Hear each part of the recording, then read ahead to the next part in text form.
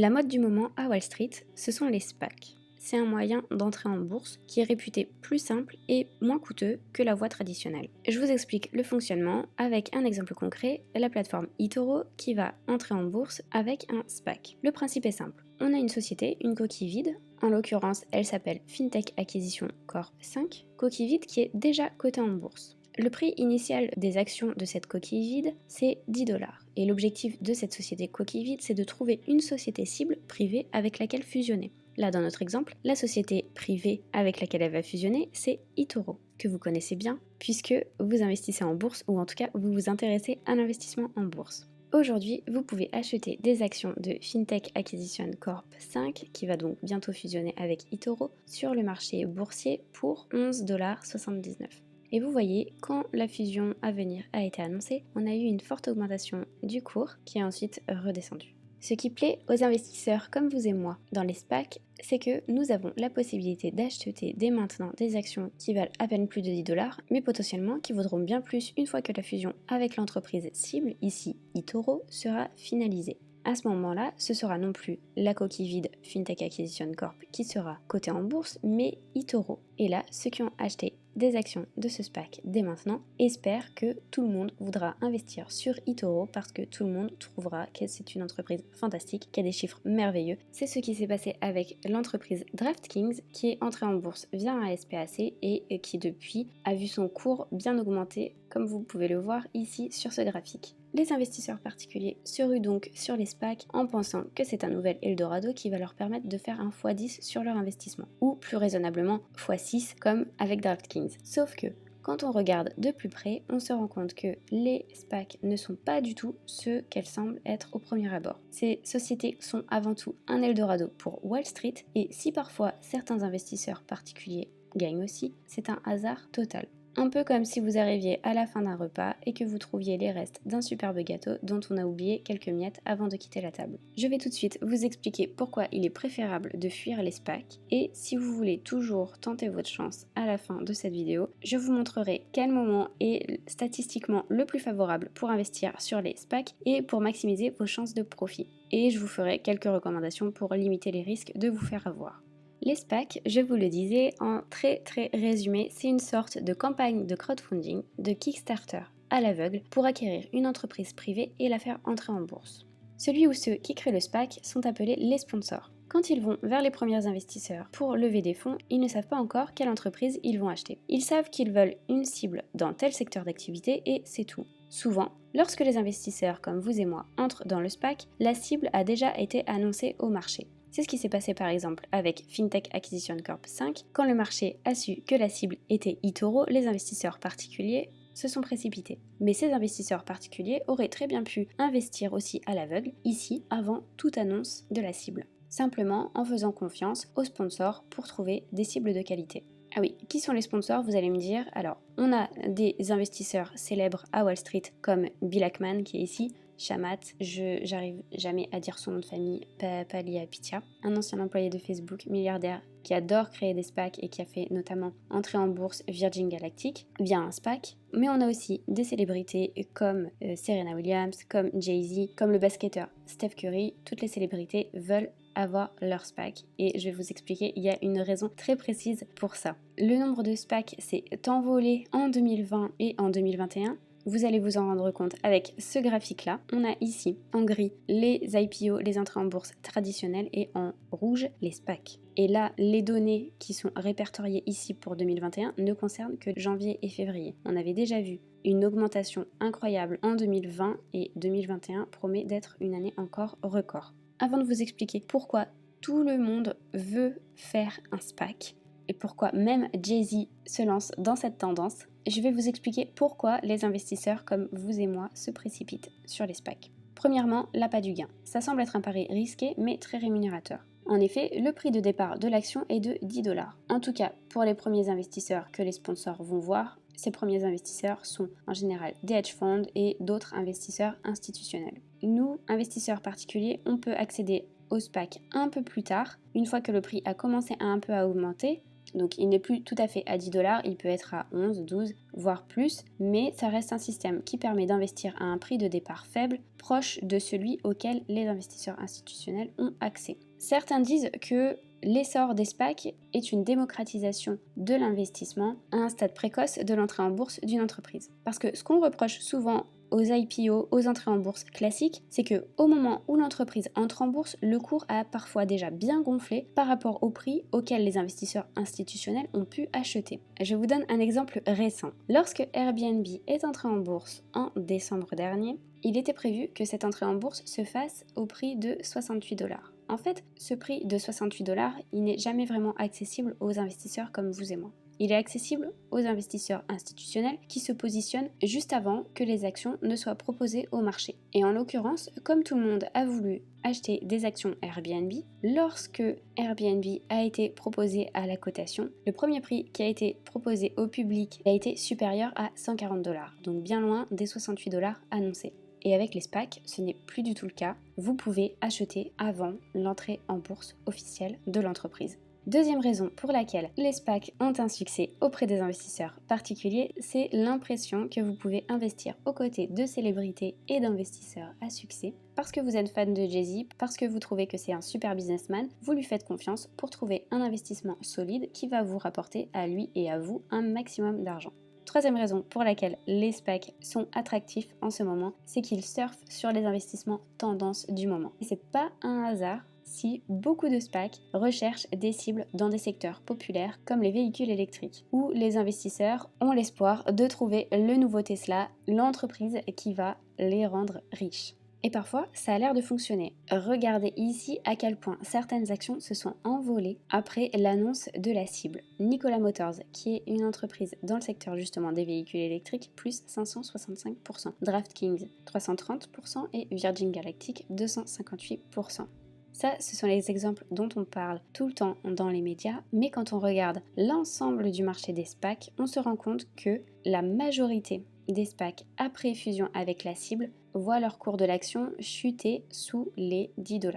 Le rendement moyen des SPAC 12 mois après la fusion et l'entrée en bourse donc de la cible a été négatif, moins 34,9% en moyenne quand on regarde les données entre janvier 2019 et juin 2020. Mais qu'est-ce qui explique cela? Cette sous-performance par rapport aux IPO traditionnels, elle est due au fait que les entreprises qui entrent en bourse avec un SPAC sont souvent de moins bonne qualité que les entreprises qui entrent en bourse par IPO. Il y a une première raison très simple, c'est que les SPAC ont moins d'obligations réglementaires que les entreprises qui entrent en bourse par IPO classique. Et parfois, les entreprises qui entrent en bourse via un SPAC n'auraient pas pu suivre la voie de l'IPO car elles n'auraient pas répondu aux critères nécessaires. Autre raison qui explique que la qualité des cibles n'est pas toujours au rendez-vous avec des SPAC, c'est que quand un SPAC est créé, il a 24 mois pour trouver une cible. S'il ne la trouve pas, il doit rendre l'argent aux investisseurs. Et ça, ce n'est pas bon du tout pour celui qui a créé le SPAC puisqu'il voit de l'argent s'envoler. Et on va voir qu'il voit beaucoup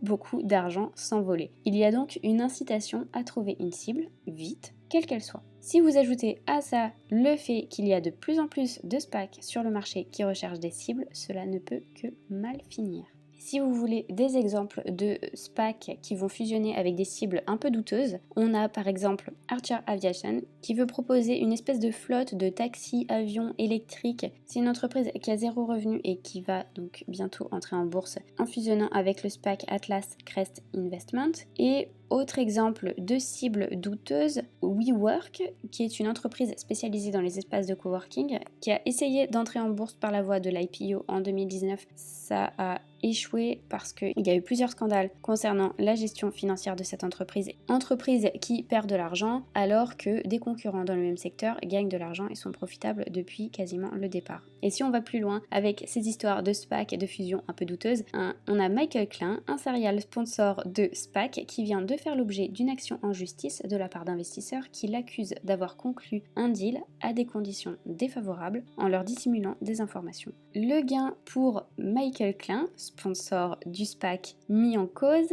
300 millions de dollars pour un investissement de départ de 25 000 $. retour sur investissement pas mal du tout sur 2 ans. Et là, on en vient à la vraie raison pour laquelle il y a beaucoup de SPAC sur le marché. Et oui, s'il y a autant de SPAC, ce n'est pas parce que c'est plus facile qu'une IPO pour entrer en bourse, ce n'est pas non plus pour laisser la chance à tout le monde d'accéder à des entrées en bourse à un prix cassé. En réalité, c'est parce que les SPAC sont très lucratifs pour le ou les sponsors et pour les tout premiers investisseurs qui savent sortir au bon moment. Et quand je parle des tout premiers investisseurs, ce n'est pas vous et moi. Je vous parle plutôt de hedge funds et de banques d'investissement. Prenons un exemple. Nous avons 3 personnes, Jay-Z, Fifi et Loulou. Jay-Z est le sponsor du SPAC. Vous allez voir tout de suite que vous croyez investir aux côtés de Jay-Z, faire une bonne affaire grâce à ses super pouvoirs de businessman, mais en fait, Jay-Z va gagner de l'argent, quelle que soit la qualité de la cible, que l'action prenne de la valeur ou pas.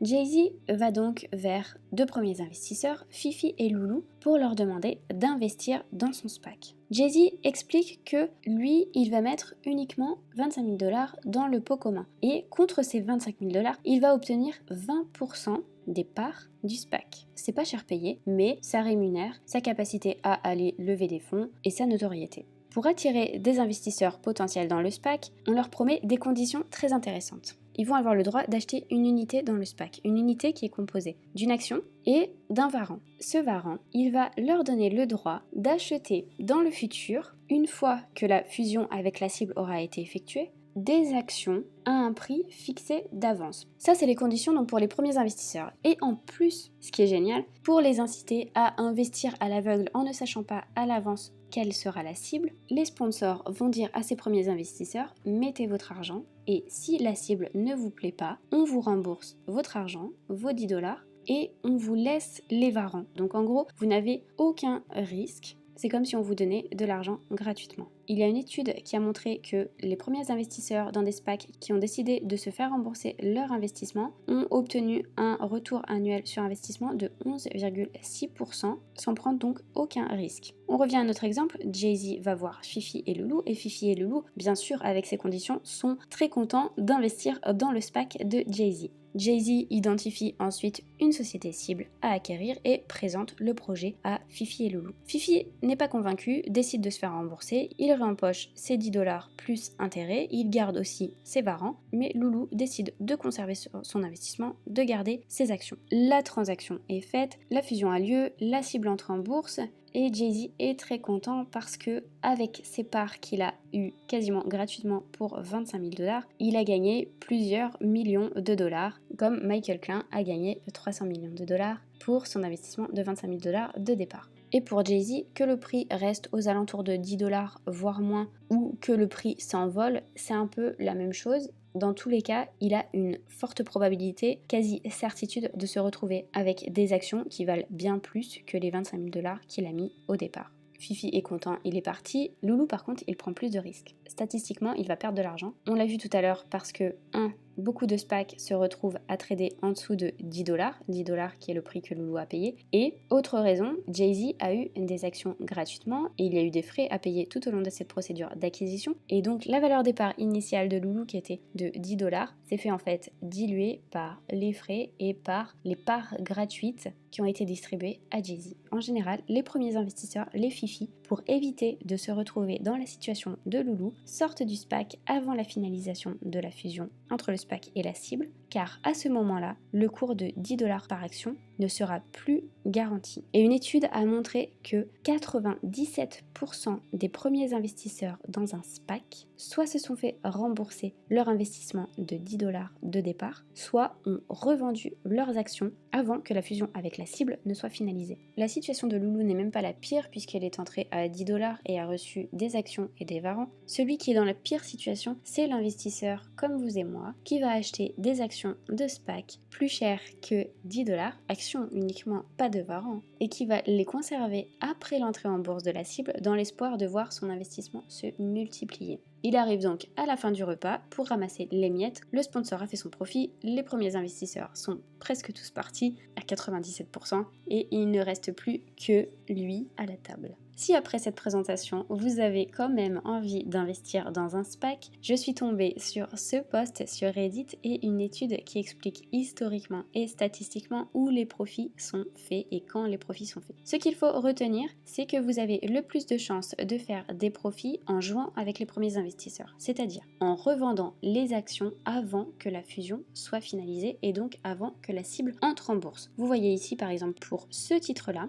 le moment de l'entrée en bourse de la fusion avec le SPAC, c'est ici. On voit que le titre s'est complètement effondré, mais on voit aussi que l'action est montée au plus haut avant la fusion à un peu plus de 14 $, donc quand même 40% de profit par rapport aux 10 $ que l'action de SPAC valait initialement. Si vous voulez investir sur des SPAC et que vous avez envie de tenter votre chance et conserver vos actions après la date de fusion, sachez que statistiquement, plus le cours de l'action du SPAC avant la fusion est éloigné du prix de départ de 10 $, plus il y a de chances qu'après la fusion, le cours de l'action continue à augmenter ou se maintienne. C'est ce qui s'est passé par exemple avec cette action-là, qui était au-delà des 15 $ avant la fusion et qui s'est plutôt bien maintenue jusqu'à mars 2020 au moment où les confinements à cause du Covid ont commencé. Et c'est ce qui s'est passé aussi avec DraftKings, dont le cours était au-delà des 15 $ avant la fusion. Il y a une étude qui a été faite il y a déjà 13 ans sur les SPAC et sur le cycle de profitabilité